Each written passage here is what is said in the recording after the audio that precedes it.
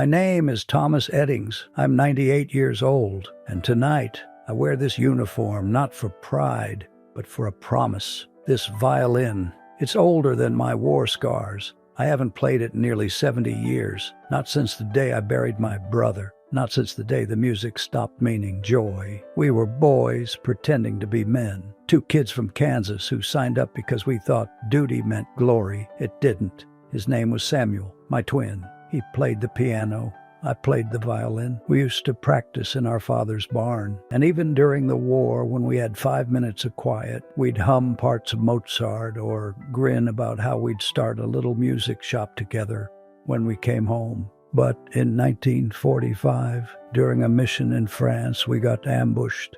Bullets, fire, screaming, then silence. When I found him, he was still clutching a crumpled sheet of music. His chest wasn't moving. I screamed his name until my throat tore. They gave me a medal. I threw it away. What good is a medal when the one person who made life bearable is gone? I came back. I survived, but I left everything else behind. I never played again. Couldn't. The strings hurt too much.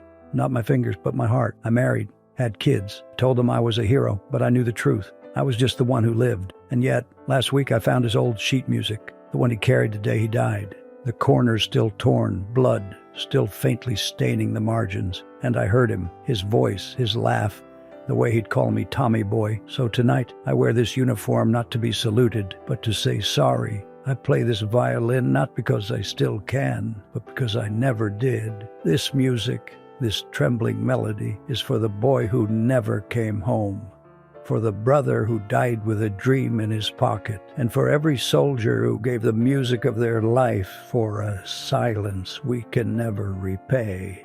This song is the only medal that ever mattered.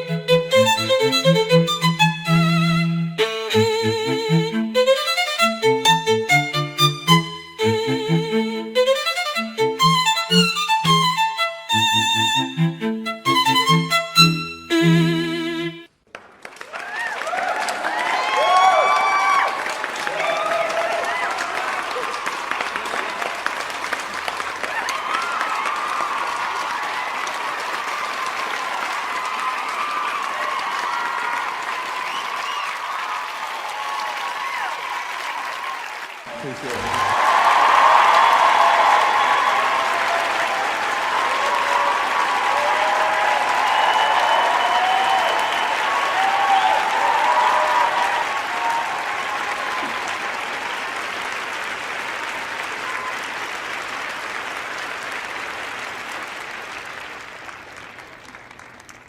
My name is Margaret Eloise Hartman. I am 100 years old, and tonight, for the first time in 77 years, I will play the piano again. When I was a girl, music was everything. My mother played piano, my father sang. Our house was never quiet. Every Sunday I'd sit beside my mother as her fingers danced across the keys. She taught me how to play before I could even read. Chopin, Debussy, Gershwin. My hands were small, but she said I had the soul of an old composer. Then the war came, and with it, silence. My parents were taken. The piano was shattered during a raid. I was 23rd, alone. I fled to England with nothing but the clothes on my back and a piece of sheet music my mother had written for me, unfinished. I kept it hidden in the lining of my coat. Years passed. I married, had children. I became a librarian. I told myself the past belonged on shelves. I never touched another piano again. But I never forgot that melody. I would hear it in my dreams, those first few notes my mother wrote, repeating endlessly, begging to be finished. 2 months ago I fell ill. They said my time is short.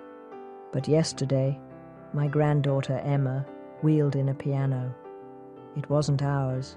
It was newer, cleaner, but the keys felt the same beneath my fingers, and taped to the side was that sheet of music, yellowed, torn, but still waiting. So tonight, I will finish what my mother started, not for fame, not for applause, but because music is the only way I know how to say goodbye. This is for her. This is for all that was lost. This is the last note.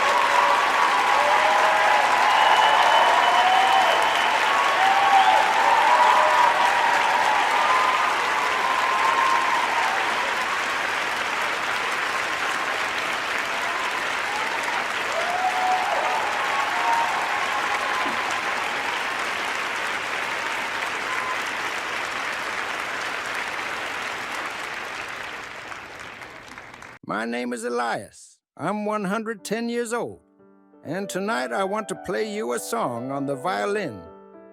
But the truth is, I don't know how to play. Not really. You see, this violin, it belonged to my daughter. She was a musician, a brilliant one. She used to say music was the language of the soul. I never understood that until I lost her. 2 months ago, there was an accident, a car crash.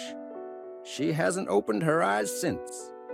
They told me to prepare for the worst, said she might never wake up. But that night I went home, sat alone in the dark, and found a video. It was from my 100th birthday. She was playing this violin, this very violin.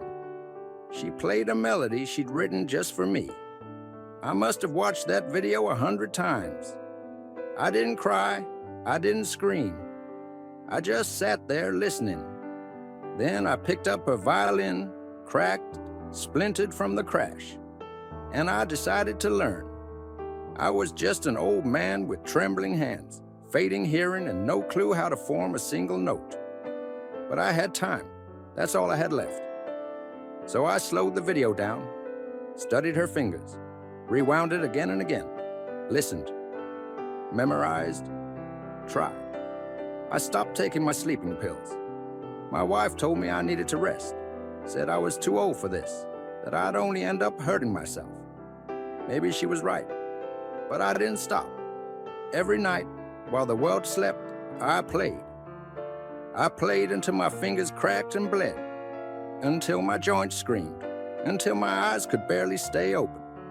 Because that melody, her melody, was the last thing she gave me. And maybe, if I could just play it back, she'd hear me, wherever she was. So on Friday, I went to the hospital, sat by her side, and I played. It wasn't perfect. My hands shook. I missed a few notes, but I played her song, the one she wrote for her old man. And when the last note faded, her finger twitched, her eyes moved, and then she opened them. The doctors called it a miracle. I just call it music, so no, I'm not a violinist. I'm not here to show you skill. I'm here because I'm still her father. Because this violin, this song, it's the only thing I have left. And tonight I want you to hear it. This is for her.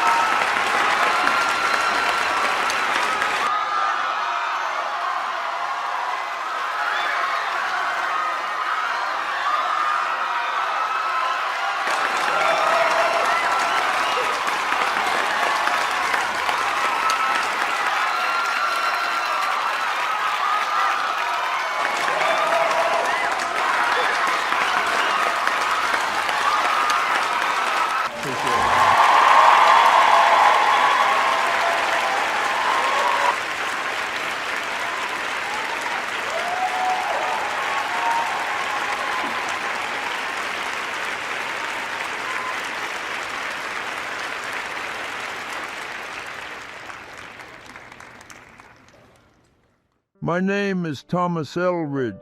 I am 96 years old. I haven't walked in 37 years. They say it was a stroke that took my legs, but the truth is I lost them long before that. I used to dance, not well, but enough to make her laugh. Her name was Lillian. She was everything, bright, fast, full of color. We met in 1951. She heard me play the violin in a smoke-filled bar. I was no one, just a man with a bow and a pocket full of sadness. She came up after the set, looked me in the eyes and said, "Play something that hurt," and I did every night after that. We were married 3 years later. We had a boy, and for a while life felt full, real, loud, but life as it does grew quiet. Lillian got sick, fast, a kind of silence you can't fight. I stopped playing the day she died, packed away the violin and rolled into silence. Our boy moved away, said he couldn't bear the house without her in it. I didn't blame him. I sat in this chair for decades. People thought I couldn't move because of my legs, but it wasn't that. It was the weight of memory. And then, 3 weeks ago, my grandson found my violin. He handed it to me with both hands, said, "Grandpa, I want to hear the song that made her fall in love with you. I hadn't touched it in over 40 years. The strings were brittle, the wood dry, but the moment I held it, she was there. In the air, in the silence, in the ache. I played, and I didn't stop. Tonight, you'll hear it too. Not because I'm trying to remember her, but because I know she's been waiting to hear it one more time. This song is all that's left of the man I used to be."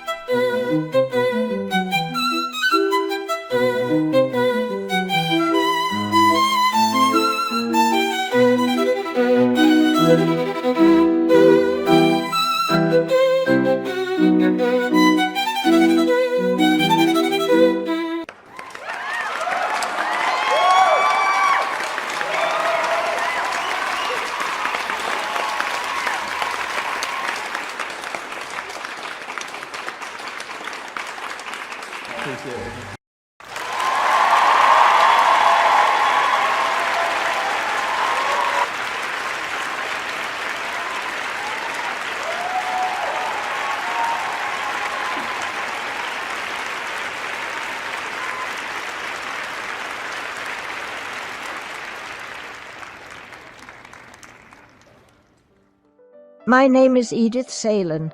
I'm 102 years old. And tonight, for the first time in 83 years, I'm going to play the piano again. Not because I want to, because I owe someone a goodbye. I used to play every day. They called me a prodigy. I could play with my eyes closed, like the piano was part of my heartbeat. But after 1942 I stopped. The last time I played was in a locked room with no windows. It was supposed to be a hiding place, but it felt more like a tomb. My husband, David, and I were on the run. We had nowhere to go, so someone hid us in a storage room beneath an old church. There was a piano there, broken keys, out of tune, covered in dust. But it was all we had. For over a year, David asked me to play, said it reminded him of a time before sirens and whispers. So I played, even when we were cold, even when we were hungry, even when silence felt safer. And on the coldest night of that winter, when his hands were too numb to hold mine, he asked me to play something happy. I played Clair de Lune. He died before I reached the final note. When I was rescued, I was no longer a girl, just skin, bones, and grief. I left the piano behind and I swore never to play again.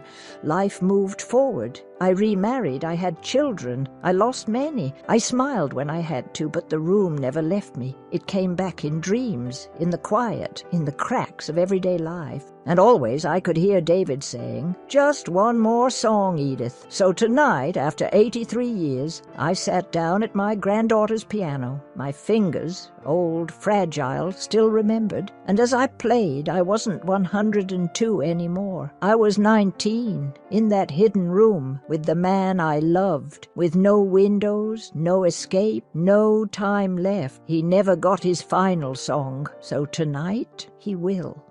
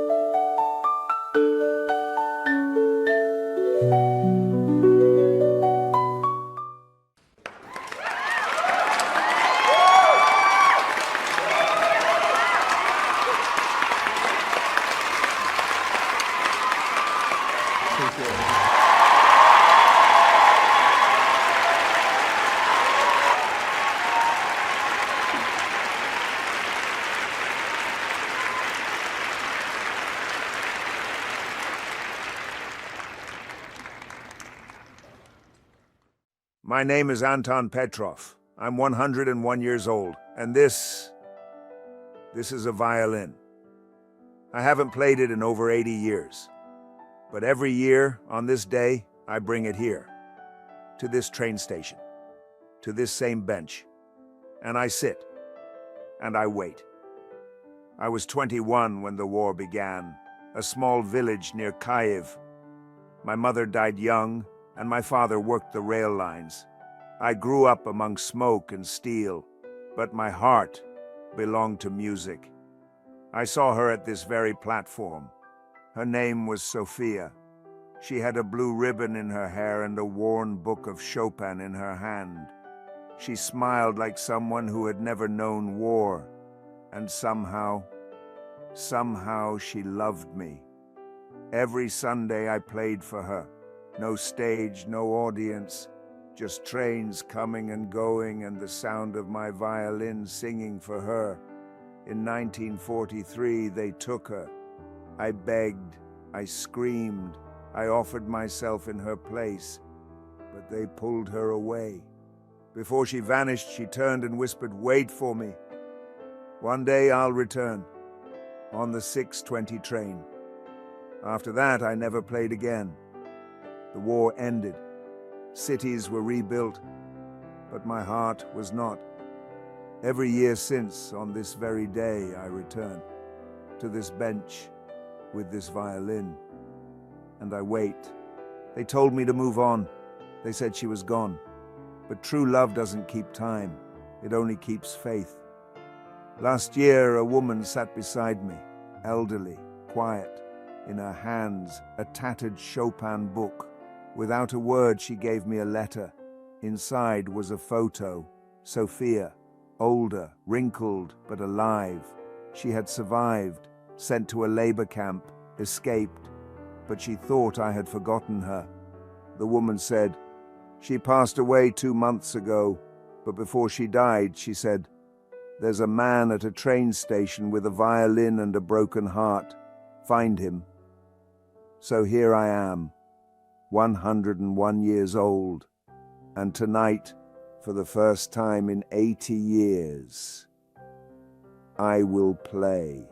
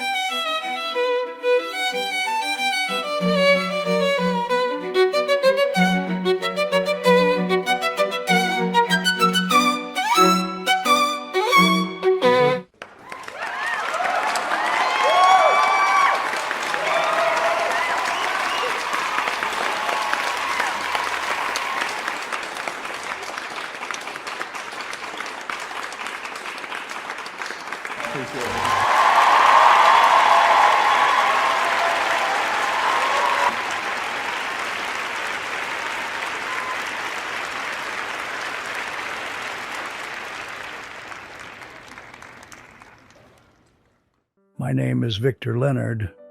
I'm 97 years old, and this is Anna, she's 96. We haven't played together in 79 years. Tonight, you are not just hearing music, you are hearing silence, broken. You are hearing time trying to heal. We met in 1944, a small music school in southern France.